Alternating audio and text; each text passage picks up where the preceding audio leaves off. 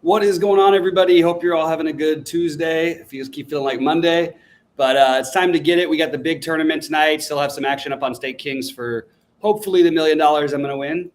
I'm still deciding what to do because it's really hard to get to the stacks I want to while, other than Milwaukee, obviously, but while playing two top end pitchers. The other thing is, as much as Valdez has been awesome and putting up big numbers lately, historically, it's not like we expect these giant outings every time from Valdez. Feels very safe in general. I think Bieber has generally the more upside. So I'm trying to figure out, why am I needing to spend up and all the way? And can I get 12 to 15 points out of guys like Myers, guys like Dunn, guy probably not going to throw enough pitches tonight, but Wade Miley would be a guy if he was going to throw 85 pitches, I would absolutely be considering him. I just don't know that the pitching wins this slate enough. I think that Bieber, Musgrove, and Gilbert are your best bets to totally crush the slate, and then Valdez, of course, too. But can you get away with maybe spending down? And that's what I'm still sort of trying to decide myself.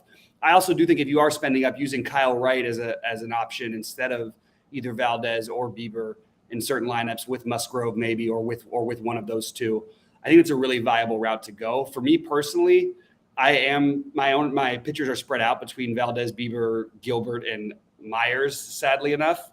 But I didn't make sure to force some Kyle Wright in where I'm double spending up, because he will have the low ownership on those stacks. I'd be more comfortable going with 4 or 5 man Milwaukee stacks. But my general rule for today and my biggest buy-ins is going to be 3 guys from Milwaukee. The only way I can do 4 is if I get crazy off the board with my pitching or put 4 of a stack that no one's going to play in. I like the Dodgers, Houston, and the Braves as the stacks. I think if this game was being played in Atlanta, I think Atlanta's ownership would be second and it would be way up there. Not as high as Milwaukee's, obviously, but I think you'd see it kind of close. I actually think that's a real thing.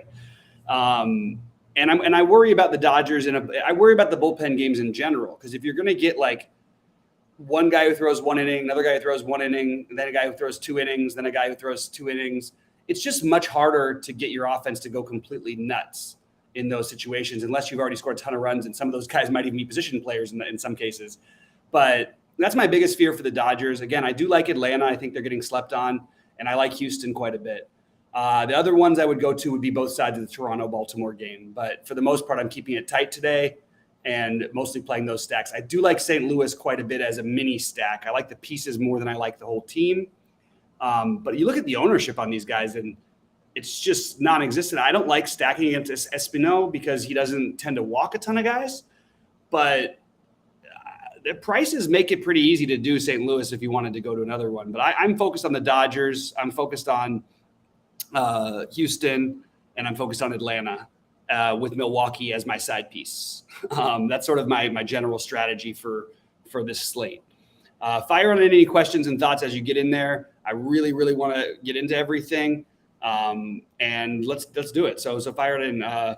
Rich B, you appreciated the NFL video. Thanks, man. Appreciate it. I'm a huge AJ Dillon guy, but when you're going to give $30 million to your running back in Aaron Jones, that's sending a message that obviously you're high on Jones. So I am not going to comment on the AJ Dillon week 1. How are you going to play him at 5,300 when Antonio Gibson's 5,800? Playing a split running back in the 5Ks just feels like a terrible decision to do week 1. Further down the road, or if they're 4K, I can understand it, but I just don't see that making as much sense to me personally for the first week. I wouldn't do that. What's up to my man K9 and Kevin Wise? But guys, fire on in your thoughts because mine are pretty clear. I'll jump over to FanDuel real quick. Nothing really changes much for me. You got the higher pricing on Milwaukee. Okay, you can still get them all in, no problem. You've got, the Dodgers are still expensive, except for you have some really cheap spots like Muncy and Gallo. So the Dodgers are a little easier to get in over on FanDuel.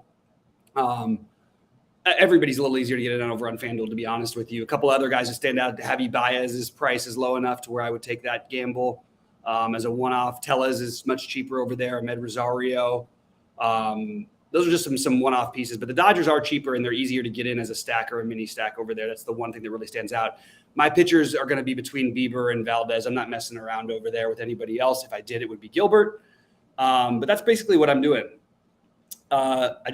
There's Banks asking for the questions I just answered. It's basically the DraftKings is the one thing that people should realize for baseball. DraftKings and FanDuel aren't different except for that everyone's easier to get in on FanDuel. So there's not really a difference in talking about DraftKings and FanDuel, with the exception of an occasional pricing mismatch or something. But it's way more different. It's way different for basketball, for football, for golf. For baseball, it's really this. If I like a stack, I like the stack on both sides. It's occasionally you'll have a price pointed stack that's like way too cheap, like what's happening with Milwaukee, and they don't not pricing up for Coors. But really, it's just only priced. It's not even priced up high enough for Coors on Milwaukee on FanDuel. So I don't know. I just don't see it as being a whole lot different. So Gilbert and Quintana, I don't think that you're getting off the board enough with your pitching. But what's interesting, Green Monster, is I did the Gilbert Quintana thing with a 4-4 Dodger Milwaukee stack that I like quite a bit. The other thing you got to keep in mind is we don't have a Dodger lineup yet. If Trace Thompson ends up, there's a chance Trace Thompson could end up starting this game. He's 2,700, would offer some value for the Dodgers on DK. Otherwise, they're easier to play on FanDuel, but I'm playing in the $1 million tournament currently. I have a 5-3 with the Dodgers and Brewers. Unfortunately, that means I'm going to have to figure something out with my pitching because I don't want to play Myers and Bieber. And it also feels like this Quintana thing. Like I like Quintana. I'm one of the few guys who likes Quintana as a regular pitcher. He's been absolutely atrocious. When is the last time he recorded 10 fantasy points? So if we're going to argue against guys like Meyer in the best matchup in baseball, why are you paying $2,700 more for Quintana, who just really doesn't have any upside? And it doesn't really free you up to do all the things you want. Now, I still don't mind the Quintana thing. I still may end up I'm considering it. I can't see doing it in my biggest buy-in, but I'm not totally against it. It's just, what are you looking for from this guy? This guy's had a combined, 4 strikeouts in his last 3 starts. Has scored 9. His only good start recently was against Colorado, right? At Colorado, oddly enough. Other than that, he's been pretty atrocious. He had a couple good games in a row there, but he got killed by Cincinnati, by Atlanta, by Arizona, and he doesn't strike anybody out. He's a good real life pitcher who doesn't usually strike out more than 3 or 4 guys. Now, could it happen tonight? Sure. But you're just not quite getting enough. I don't think Quintana's point per dollar is, I don't know. I'm having trouble getting to any big buy-ins, to be honest with you. I do like Gilbert. I think he's got the upside to get there. The Cards game is interesting. I just want to point out, while everybody keeps saying how much Espino sucks and everything, I'm just going to point out that he's not getting lit up. It's not like the thing with this guy is he doesn't let you bat around like crazy because he keeps the walks down for the most part. He had the one bad walk start against San Diego. Other than that, he's mostly kept the walks really, really low all season long. So it makes it a little bit harder to full stack against him. But yeah, could St. Louis go off today? Sure. I absolutely am on board with pieces of St. Louis, which means I would be fine with the stack. I just don't have a ton of interest in making that my primary stack on a slate with some other offenses that I really like, but I could see it happening. You also have to worry about some pinch hit risk for some of these guys. You might see at some point Pujols get in the lineup today. That could be at the expense of either Gorman, Donovan, or Dickerson. And yeah, it's just kind of a weird team to fully stack logically, but then you look at the prices and you're like, oh, but it's so easy to do. I don't know. I'm okay with it. I'm just not personally going that route as much, but I definitely am okay with it. I like that Rich B's into Atlanta tonight. I don't think that, so you have to think about the sleeper. So let's say, what's AJ Dillon's ceiling? There's tons of running backs that are just barely more expensive than he is and right basically the same price range. That how is he going to outscore all of those guys with a secondary role? He needs 2 touchdowns at least, and he probably needs at least 3 or 4 catches to go with his 10 to 15 carries, and that you're counting on 20% of the carries being touchdown. It's just, you're asking for an awful lot. That's the truth. And even as a primary back in a split back situation, he's really going to be a 1.5-ish down back at best, probably a 1 down back per possession. So it's just really hard to see enough possessions to where it really is him unless Aaron Jones gets banged up or something. All right, let's see if there's any other questions or thoughts. I know that we have very little weather to talk about today. there is a little bit of showers in that Toronto game. Maybe there's a little bit of a delay chance, so both pitchers there lose interest. But I'm not all that interested in them either. Although I'm going to tell you right now, Kyle Bradish is going to be a very good pitcher in the major leagues. Actually, has been better than people think today. So it's really warm in LA, by the way, and in San Diego. In Oakland. And it's something that people probably aren't taking enough note of, which is why I'm giving that boost to Atlanta, why I like the Dodgers. I just think that extra – you saw the Dodgers hit they hit 4 home runs the other day. 2 of them would not have gone out any regular season game this year, and 3 of them wouldn't have gone out any other even another good hitter's park, except for that it was 88 degrees or whatever it was the other night. I am playing some Myers. I don't feel great about it. I wanna get my big bats in. Really like Betts, Turner, Yordan Alvarez, Kyle Tucker, Altuve, Matt Olson, Acuna. To get these bats in, I'm gonna need to do something like a Myers. So I am playing some Myers there. Doesn't feel great, to be honest with you. But can he get me 12 to 15 with some upside? Maybe. I think he can. It's definitely look. It's Detroit. They strike out the most against right-handed pitching. There's just everything about it is if you're going to play a guy at 4,800, this seems like the kind of slate you could do it. We also don't have Garrett Cole and Shane McClanahan and a million guys. We have some good spend-ups that are good, solid pitchers. But other than Bieber, which of those guys are you afraid of having 10-plus strikeouts and not giving up any runs? I don't have another one for you. So that's my reasoning for why I can argue for spending down a little bit in one of my spots. All right, so let's keep going. We got it for if Goldie's out there or whatever. They're asking if there's any update on the Sheets. I know Sheets is out to dinner with his daughter and his wife tonight, so we're gonna say have a nice time with Ashley and Stacy. And anyway, drop in any more thoughts or questions. We got another 8 minutes or so to go. All my picks and stuff are up on DK.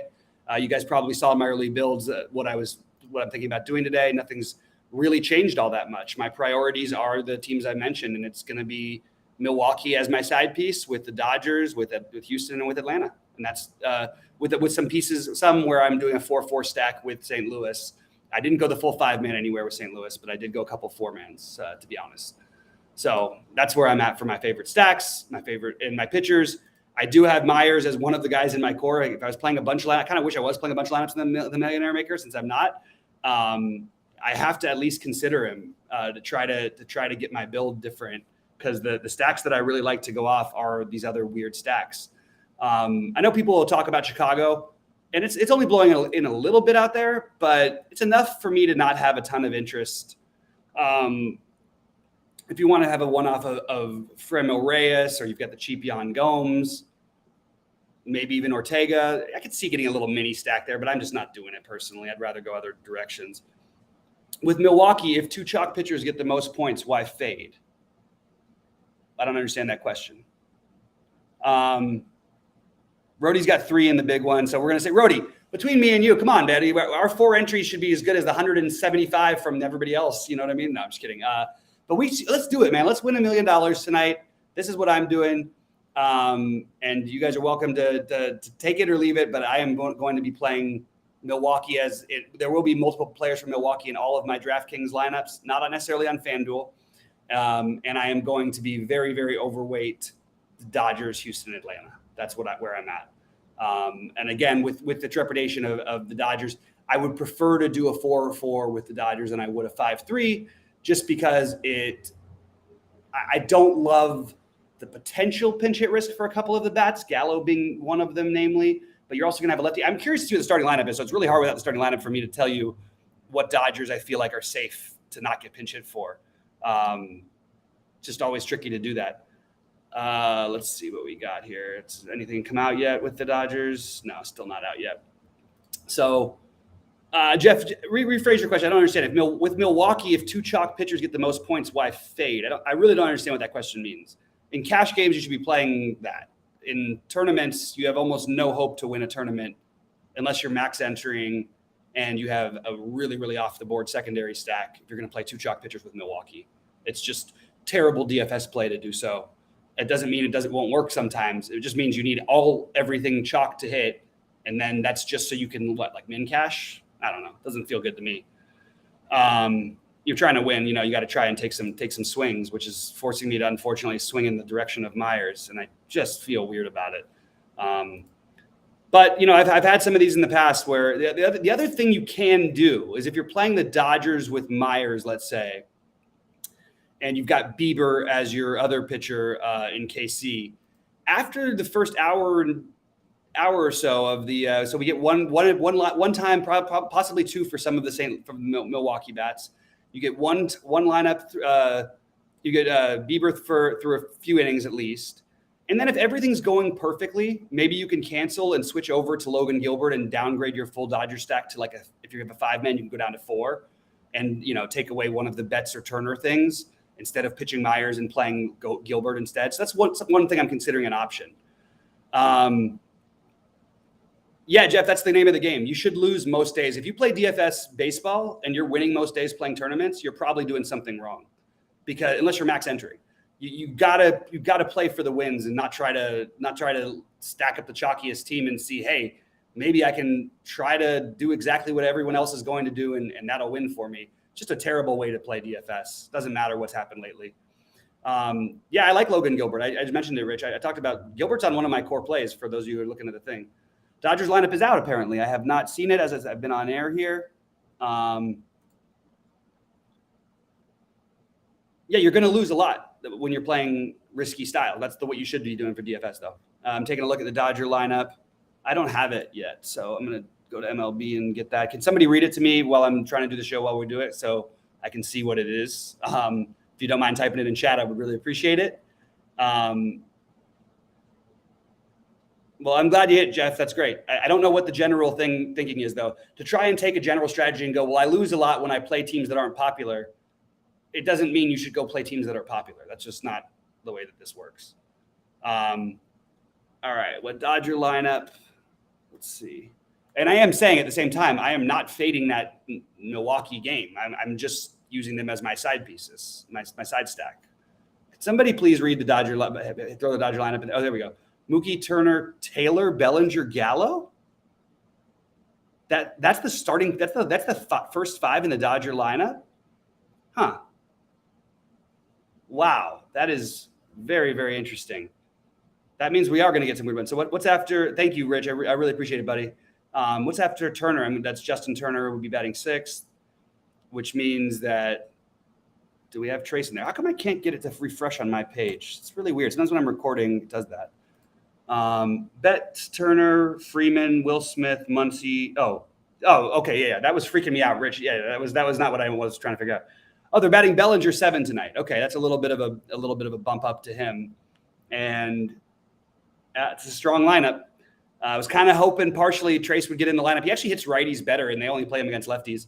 But I was just praying Trace would get in because you do have the lefty coming in the second inning probably. But in general, guys, if you post lineups in here, John, Joe, I really appreciate you posting it in there.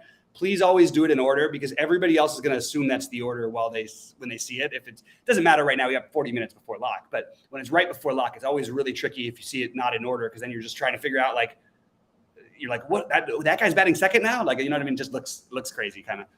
Anyway, I appreciate all you guys. Thanks for tuning in. I really hope that somebody wins $1 million for True DFS tonight.